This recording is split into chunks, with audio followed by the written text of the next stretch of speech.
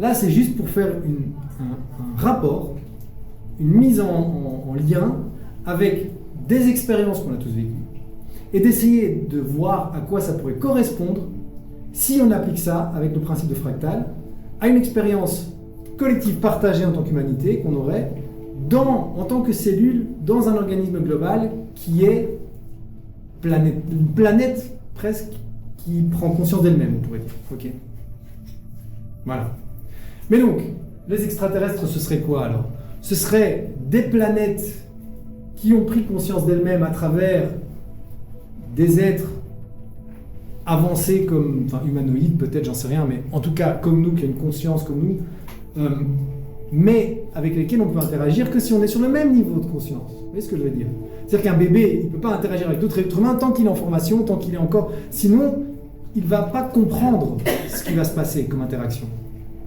Et ça, c'est un truc que je vais voir un peu plus tard, mais qui est assez compliqué à expliquer. C'est que pour percevoir, entre guillemets, ce genre d'interaction, vous avez besoin de ce que moi j'appelle une peau psychique. Alors, qu'est-ce que c'est ?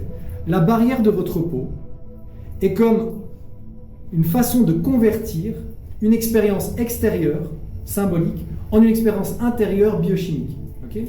S'il n'y a pas de peau, il n'y a pas de frontière entre une réalité telle qu'on l'aperçoit ici et l'expérience des cellules, et surtout elles ne le vivent pas comme une expérience homogène et uniforme. Il n'y a pas de conversion, si vous voulez.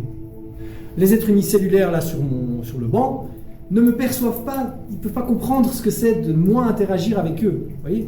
Parce qu'ils l'interprètent avec cette manière biochimique de voir la réalité, et donc pour eux, j'existe pas. Peut-être qu'ils ont la conscience de l'interaction d'une toute petite cellule de mon doigt avec elle-même, mais elles ne comprennent pas qu'elle interagisse avec un être à part entière. Okay ? Donc, tant que l'humanité ne fonctionne pas comme un organisme global, pleinement formé, on ne peut pas interagir avec des extraterrestres, c'est pas vraiment des extraterrestres, mais voilà, passons, parce qu'on ne pourrait pas modéliser, comprendre cette interaction et lui donner une forme que l'on comprend. C'est-à-dire que ça pourrait prendre alors une forme abstraite, quoi, ou qui n'a pas de sens, quoi. Vous voyez ?